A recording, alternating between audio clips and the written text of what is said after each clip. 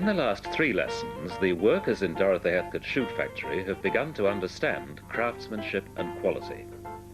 What they can't understand is the accountant, an unexpected visitor in last week's lesson, warning of changes to come. New technology, new ways of working. Why, asked one of the workers, why does there have to be change? To Dorothy Heathcote, drama teacher, that was the most important question of all.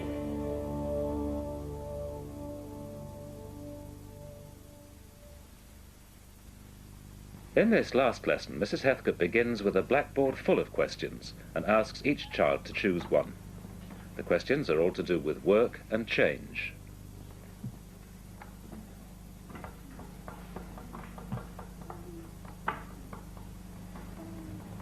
They write the questions out carefully and have them pinned on their backs.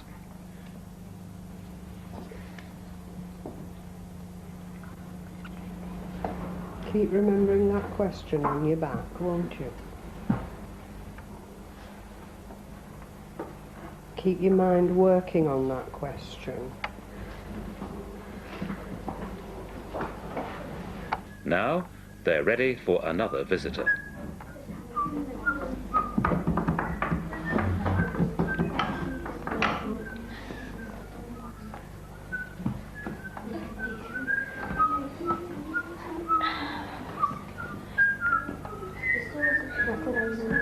Excuse me, I wonder if you could just help me. I've got a boy, you know, who's just left school, and you know, I would like him to work like his dad's always worked. But we're always sort of having arguments because he keeps saying, I don't have to work, you know, I don't have to work. And I really don't know what to say to him.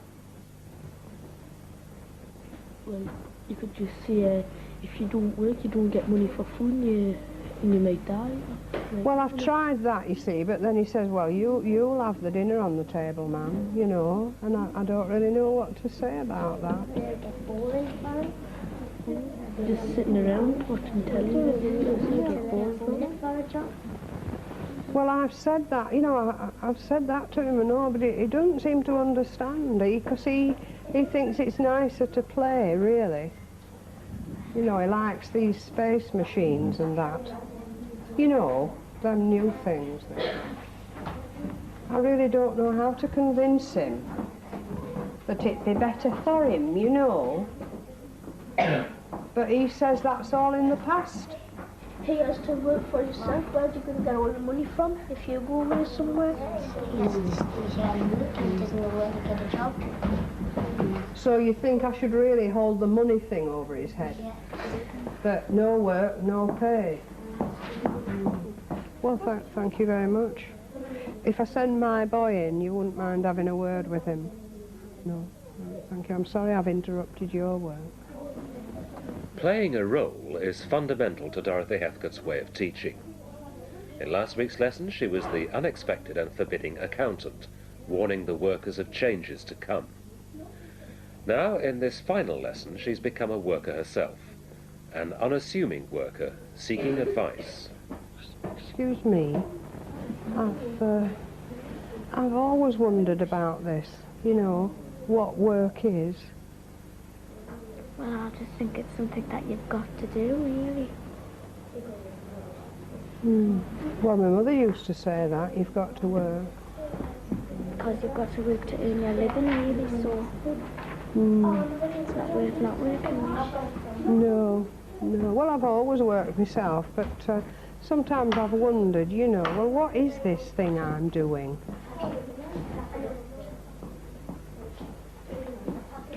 Do you find you can enjoy it even when it has to be done? Can you? You enjoy this, do you? Because it looks a very hard life all these people have. You don't look very wealthy, you cobblers. Well, I enjoy it. Yeah, well, how do you manage on bad days? Well, sort of, you've just got to sort of get on with what you've got. Make the best of it. Accept the conditions and rejoice, sort of thing.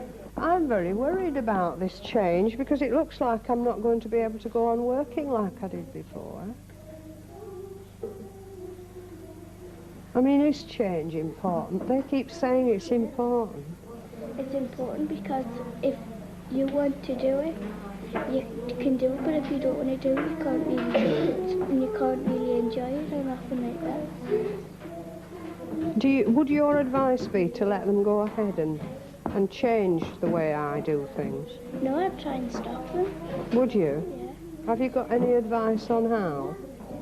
You see, we tried talk. There was a financial man came, and we talked to him yesterday, but he didn't seem to listen much. He seemed to be telling us, look, it's important to move with the times, he kept saying. You know, move with the times and don't be old-fashioned, he kept saying. But I couldn't see what I could do. And if it was your own shoe factory, or your shoe shop or anything like that, you should be allowed to keep it the way you want it to be. But as I said, I was saying to some of my mates, I said, well, you know, lasses, if these machines come, we might get, you know, some of us lose our jobs, but I still want to work. Well, if it was your factory, that you should let you have on who you want to work with you. Well, it isn't my factory, but they do say that the man that owns the factory can't afford it. You see, he can't afford to keep on the old ways. So they've been looking for cheaper ways, you see, and that's what they've come up with, this new way. Well, is someone going to buy that then? I don't know, I never did get the hang of it, but there was a man in looking at all the money and the wages and what the packaging cost, you know. Well, if he wanted to change it, he could change it, and then you couldn't do anything about it. So you think I'd just have to go along with it? Don't look too bright, does it?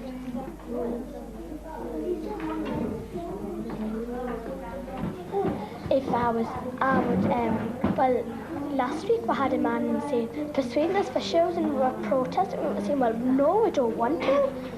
I mean, it was the accountant, we were saying, no, we don't want to, because we've got to, you know, we want to stay old-fashioned.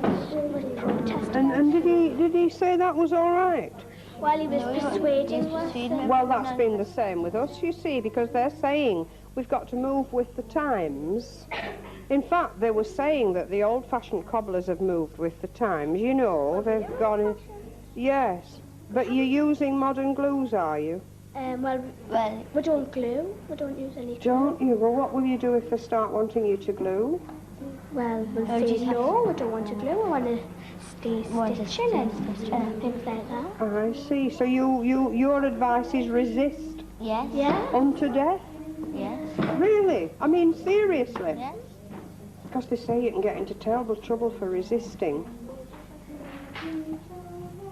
Well, it's that if what you want really, if you want something not to happen, what's going to happen, you've got to do what you should, what you want. You mean as an individual, you've got to stand up for what you think? Yes. I mean, we haven't just dropped back and agreed. I know. No, you've not, have you? Well, we don't know what to do, really. That's why I came along to this advice room. We're not going to give up. You're not? You're saying fight on? Yes. Uh-huh. We're trying not to give up on things and machines.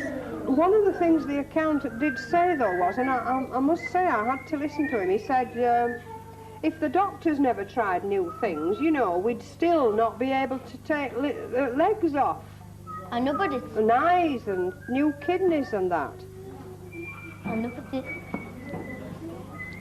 I found it very difficult to answer that when he said that, because I thought, well, if the doctors agree to changing things round, maybe we... Doctors. We aren't doctors, we are shoemakers. We are in completely different things to shoemakers and to doctors. Well, I can see we're in a different job, yes, but I'm thinking, are we different when it comes to trial and error and new ideas, you see? Well, it all really depends. Well, it depends what job you're doing. Does it? People, can I just interrupt? I haven't been able to visit everybody because I find, you know, one question leads to another. Do you think you'd trust me with this room now, supposing I knew all these questions, not necessarily the answers. Do you think we could have a look at what happens in this room, supposing it was lunch break and the workers had to leave and I was minding the shop, and I would try and answer any questions anybody brought in, you know, about work? Do you think you'd like to be the workers now who come in to enquire? You think about the questions that matter to people in the north now, that if you were working at this time, you might come to this room to talk it over. We'll all help each other think about these big questions. And we're only going to ask what we think grown-up people need to know at this time that will help them forward.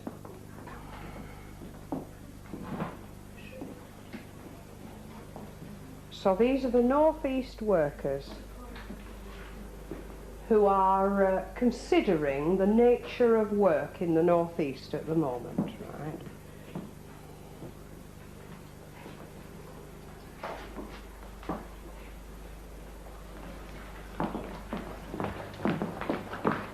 Hello. I was just wondering, well, our firm's just had new machines put in, and I wondered if that change would be good for us or not. This right place to come to. Well, it certainly is an advisory service, as far as we know, but we're not very sure what to advise yet. You know, we're very new here. What was it? You've had new machinery? And we don't know, well, we haven't got used to them, and we don't really, enjoy them as much as our own hand-sewn things, and many of us have lost our jobs, and we wondered if it was good for people to have no changes. Yes, that's a very big question. Have you reached any conclusions yourselves about how you could manage to help yourselves? Well, just pick up courage and say, well, we want to get rid of it. If we want to get rid of it, I want to get rid of them. We don't enjoy it. This lady seems to think you should not accept what's coming. Well, you know, if you want it. If you didn't want the machines, you should just tell your manager that you don't want them and you'd like to go back to Well, maybe you three could help one another, and I'll see to these gentlemen. Yes, can I help you? We're looking for a job. Nobody. You're looking for a job? Yeah, nobody would take one. Have you had work before? Yes. In a factory. We don't actually have jobs here available. Have you tried all the places for work? Where have you been? I mean, the job centre. You've been to the job centre in the docks. Yes. Set up here because there's one or two places. Well, this is really just a workroom to try and talk things over. Is there anything you could do to help yourselves? Could I make a suggestion to you, but I don't know whether you think this would be a good idea for England. I know a hospital where a lot of sick children, oh, thank you very much, where a lot of sick children are. Now, I know that they're always wanting help, but of course they haven't any money. The drama has come a long way since teacher and children together created their imaginary shoe factory. It began 4 lessons ago with craftsmanship and quality. It ends with a discussion about the future, paid work and voluntary work, payment in kind rather than money, the old idea of barter. It seems that there are some jobs you can do and you get money for it, and there are other jobs that you could do, but there isn't any money for it, and people are wondering if this might be the future way, that jobs without being paid might become a new way for workers. The discussion continues, but it can have no conclusion. Mrs. Heathcote never promised it would. But she did promise the children some expert information about microchips. After the television lessons are over, a party from Broadwood Junior School visits the computer centre at Newcastle Polytechnic, where the children have the chance to handle some of the machinery they've been so doubtful about. The head of the computer centre, Alan Fendley, tells them that technological change is inevitable, but that the microchip is only the servant of man. Now, as workers at Blackley and Broadine, the children were strongly against the idea of new technology. But now they've had time to consider, and now each has written an essay on the subject, how many of them have changed their minds? The work we did with Mrs. Heathcote made me realise what it is like to be a worker. I felt that the work we did in our shoe factory was important and satisfying. I felt that our factory was as real as the work we do in school. I felt resentful when we were told that changes had to come. All workers must feel like this when the good things they do are thrown away just for profit. There is no pleasure in pressing buttons and waiting for a machine to complete a job. Craftsmen need not stick to a design. They can improve on an idea as they go along. Machines turn out hundreds of articles that look exactly the same. If a mistake is made by a machine or computer, hundreds of articles will be faulty. Men are constantly checking on their own work. Machines cannot do that. People will always appreciate things made by craftsmen because of the variety and the higher quality. Some of the workers have decided that a protest is needed. A letter to the newspapers, in fact. Dear Editor, as spokesman for Blackley and Broadine Company, I wish to make a complaint. On behalf of the company and myself, the microchip has been shown to us in hopes of more production and better products, etc. But we do not want it. There has been great argument and discussion, and the inspectors have threatened to close the factory. We have begun a petition with over 2,500 signatures on it, but this is to no avail. The inspectors still say we must use the microchip. Please, could you place an article in your newspaper supporting our stand against the microchip? We are all in a difficult industrial situation, and should redundancy occur, strike action will follow, with possible action to closure. We all feel that we should carry on with the tradition of our ancestors, handmade quality leatherware and not automatic fashion rubbish made of plastic and felt. For over 100 years, our name has been famous throughout Britain for quality leather. We feel that it is important that craftsmen should not disappear and that our factory should not produce the kind of shoes that so many others now sell. Some things are too good to change, and we must pass on skills and standards if Britain is to remain the country we are proud of. We appeal for support at a time when our survival is in danger. Yours faithfully, Sarah Abdel-Noor. The boys seem to have pondered the idea of change most deeply. There has always been change, otherwise there would have been no progress. New machines mean cheaper goods because they can be made more quickly and need fewer workmen. All the men could be trained to work the machines and the factories could be made bigger. We could export the extra goods. That would be good for England. Well, with change you can get the job done quicker, and it's much easier. You can get a lot of shoes prepared for the whole year round. Before against change, the computer could go wrong, and could blow a fuse or something, and everything could go wrong. Plus, with hand stitched, if you miss something out, you can unstitch it again, go through it. But with a computer, it just isn't good. It's not best quality. So in general, the workers have not changed their minds since the lessons were recorded. Paula sums it all up.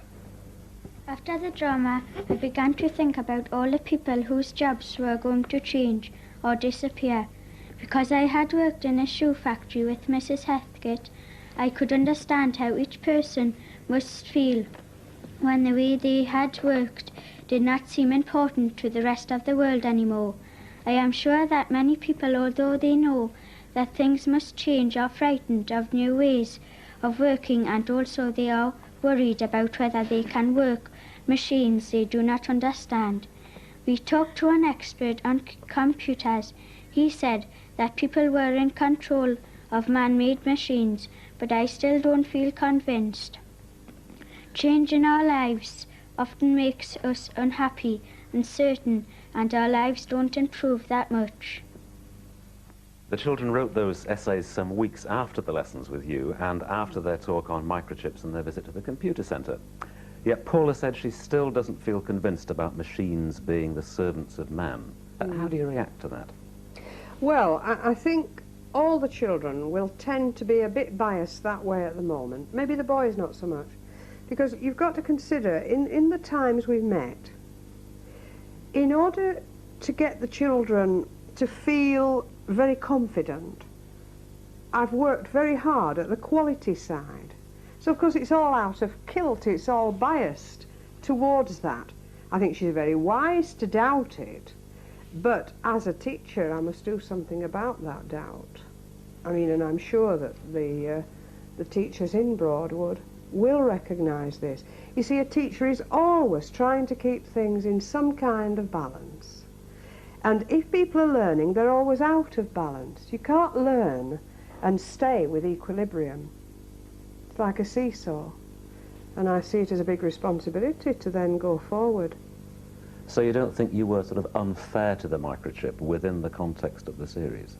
My intention was not to be unfair. At this stage, I would think it might appear to be so. I mentioned the Luddite Rebellion particularly to show them that good things come if you will tolerate the now of it, but also bad things come. We've had to shorten all the lessons, of course, to make them into half-hour television programmes, and maybe we've put more of an emphasis on your role than was so in the original lessons, that learning is really a two-way process, isn't it? Yes. Teachers are always learners as soon as they open themselves up to moving forward to see what will happen if we do this. Yes, I would think people would get an idea that there's only a teacher in this room and these kids are just being trailed around a little bit. But that's because you couldn't put an hour and a half into half an hour and show the long silences and the thought of the children. Some teachers I know are surprised at how often you simply wait for a reply from a child, not hurrying them on and not afraid of silence. How important is this patience? Well, the ability to wait is part of patience, but sometimes the ability to push is part of patience. I don't think the programmes will show the long waiting times, and there's something very delicate about waiting. It's you wait, watching the child to see if the child is still on the up and sort of, I'm thinking, I'm going to, yeah, I'm getting somewhere. And the point at which the child suddenly realises there's a silence and they're not going to go anywhere, and it's picking that up. You've got to rescue a child at that point. I think sometimes waiting is very punitive indeed for children. So we're not talking about length of time, we're talking about quality of time on waiting. What do you hope the children at Blackley and Broadine have learnt from the lessons themselves?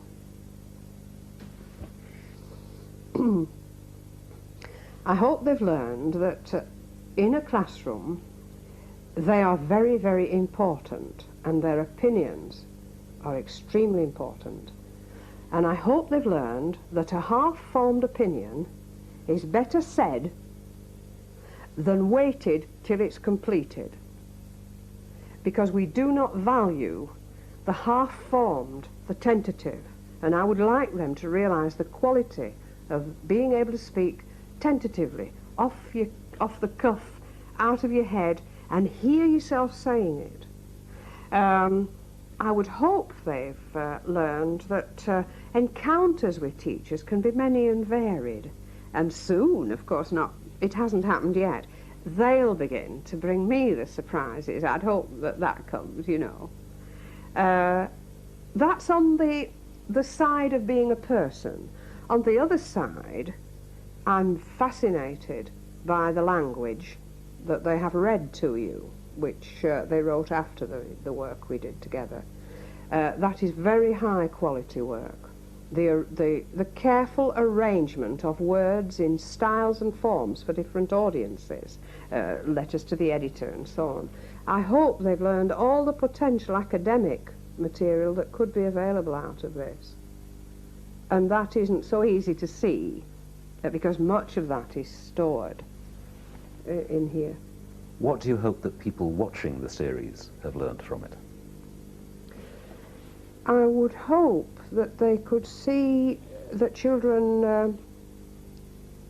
are of vital importance in the way society develops, and that it might be possible to give them a great sharing say. I don't mean a dominating say, a sharing say in family life and how decisions are taken, and that people could respect the idea that by making worlds in the classroom, they are actually commenting on the real world of life. Should we as a society listen more to our children, do you think? Well, I think we need to listen to not only children, but to ourselves as well. I do believe we should listen to children, not because they know more, but because they do something different to our thinking. And then I think this does have a very big influence on society. The worry for me is that the child laws in protecting children from the terrible circumstances of the 18th and 19th centuries, for example, the child laws have very effectively made children very ineffective. It's very hard for me to promise children, at the time they are children, an affective place in culture. I can do it in the classroom, but I find it very hard to fulfill the promise of the classroom in our culture.